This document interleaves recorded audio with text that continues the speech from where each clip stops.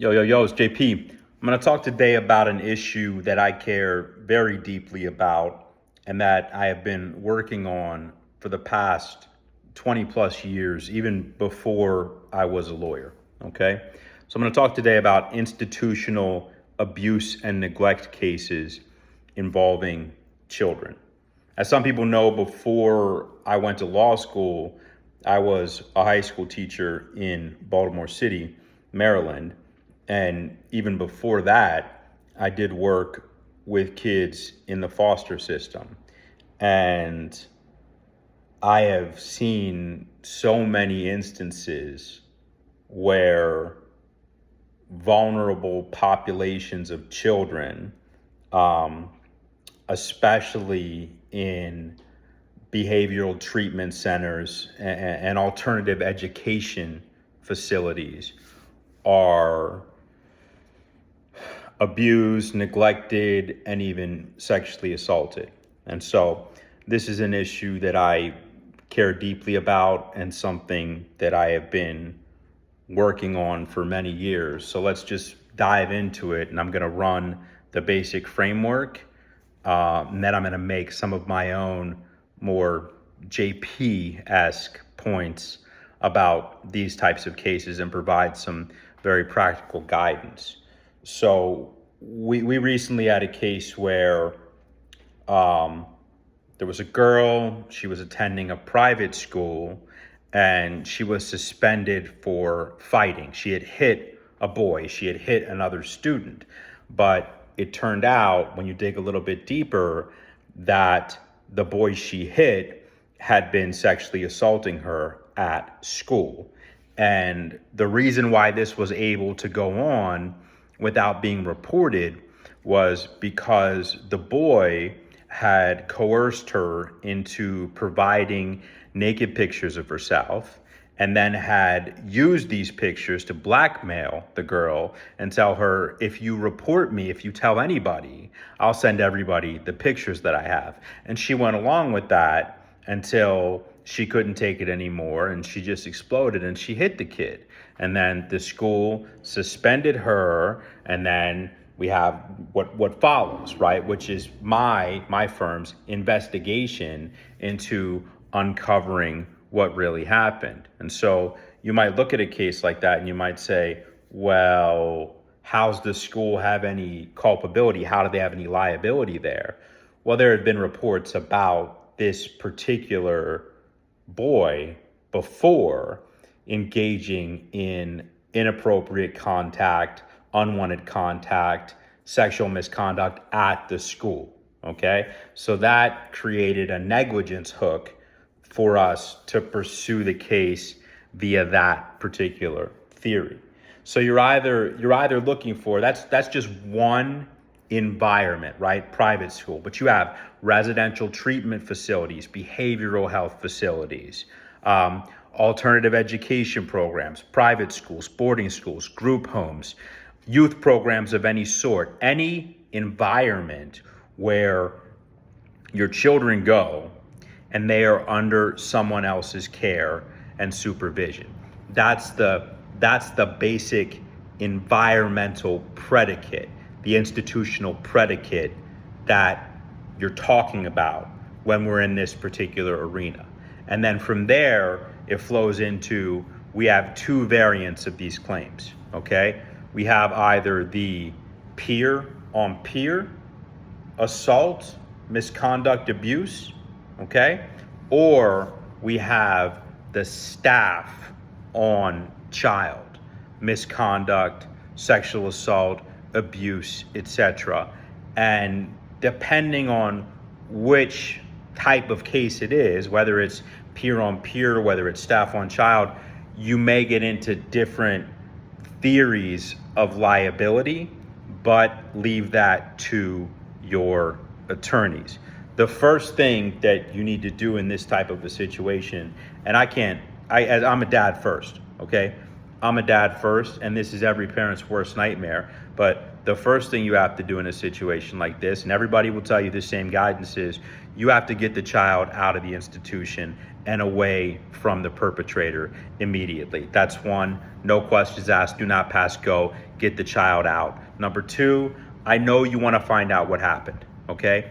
If something like this, if your child has potentially been abused, has been badly neglected, has been traumatized in an institutional setting like this, you have tons of questions. You have every right to have those questions and to want immediate answers, but you have to be very cautious about how you pursue obtaining those answers, because the last thing that you want to do is interrogate a child about the trauma, about the abuse, about the neglect, about the situation, and run the risk of re-traumatizing them. You want to leave it to the professionals. So you want to immediately get medical and psychological help. You want to bring in psychiatrists, psychologists, doctors, trauma-informed professionals, social workers.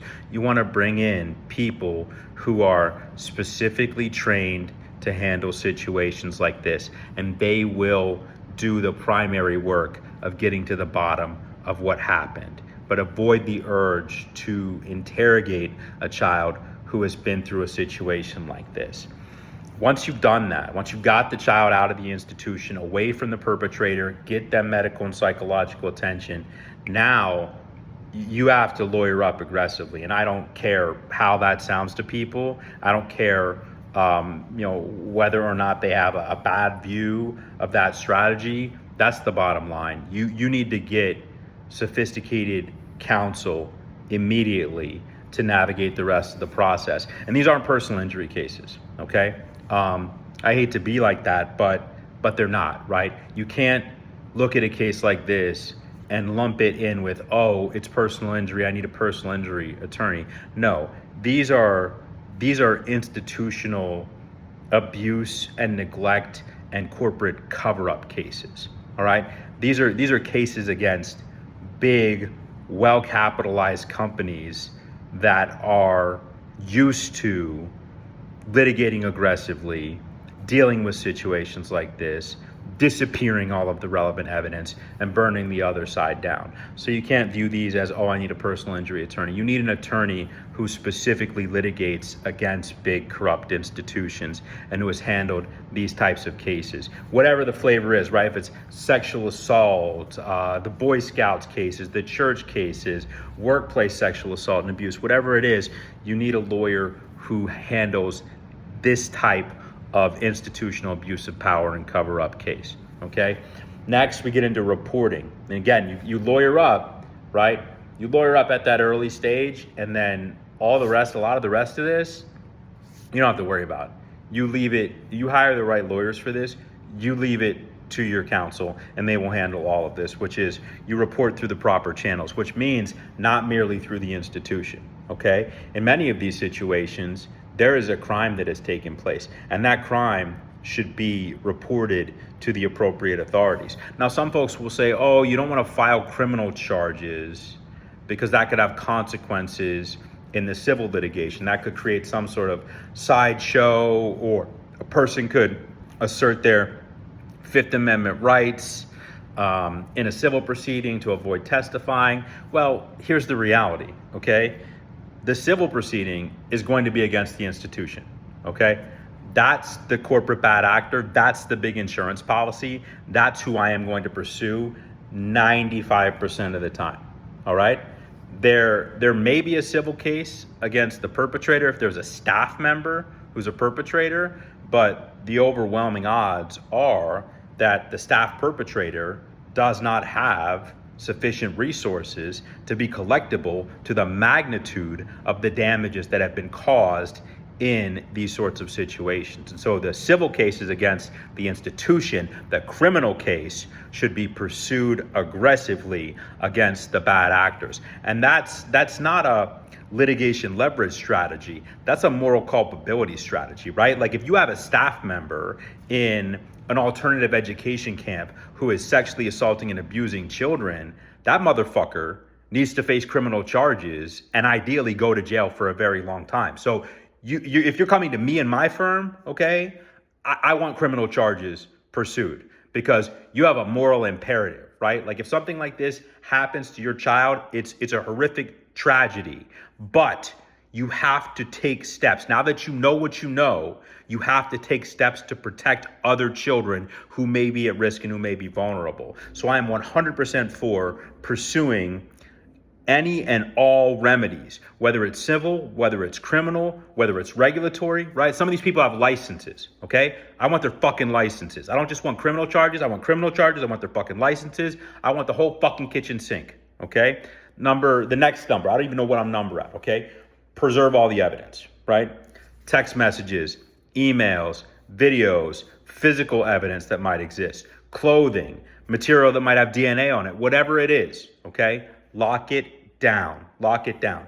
The next step is a demand for preservation of evidence. And again, you lawyer up early, and that's the sort of thing that capable, sophisticated lawyers who operate in this space routinely are going to handle. They are going to send an aggressive litigation hold notice or document preservation notice, which is going to blanket the waterfront. It's not just going to cover text message, video. It's going to cover staffing records, access to the facility, room assignments, observation logs, et cetera, right? It's going to cover everything conceivable that could be a piece of evidence in the defendant, the institution's custody or control. The next one, again, you have a lawyer, you don't have to worry about this. Never sign anything.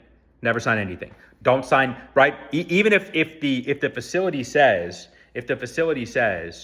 okay, we cannot release your child until, I've seen this, where the facility says, we cannot release your child until you sign these discharge papers. And buried in the discharge papers is a waiver and release of all claims against the facility. So it's imperative that you not sign anything, even if the company is saying, even if the institution is saying, you don't sign this, we can't release the child over my fucking dead body. I will go down there myself, okay? I'll go down there myself, I'll get the fucking kid, okay? Without signing shit, all right? I'll bring the sheriffs with me if I have to. Bring the fucking U.S. Marshals, okay?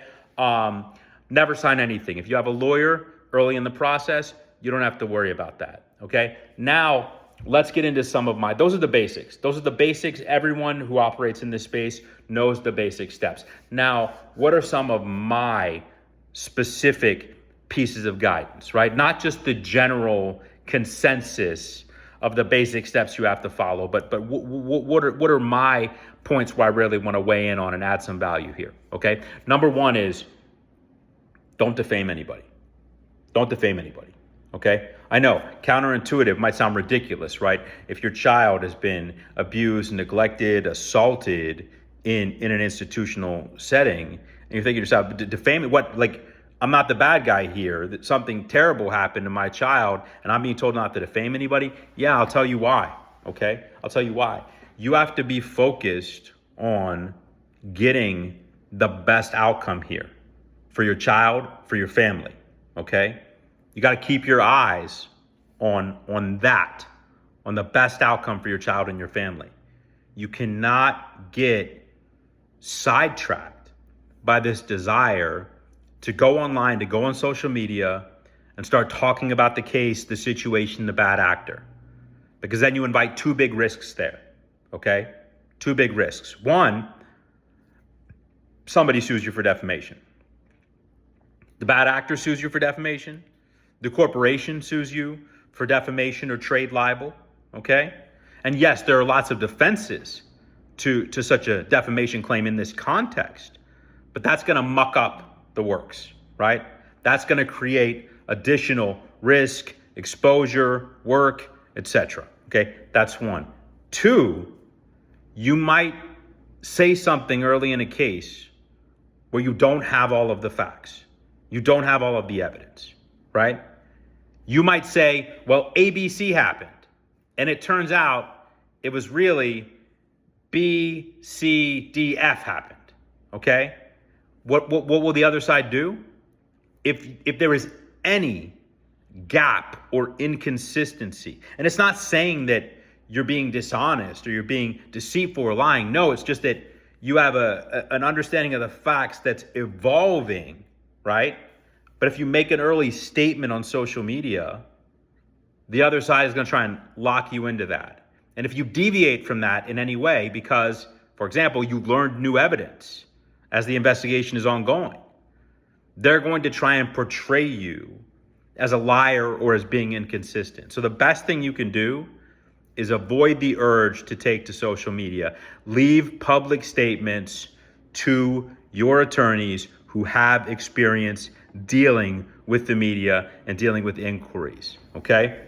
The second big piece of advice I'll give you, if you're ever, God forbid, in one of these situations, a lot of these cases will hinge on prior institutional knowledge of the bad actor or the perpetrator, okay?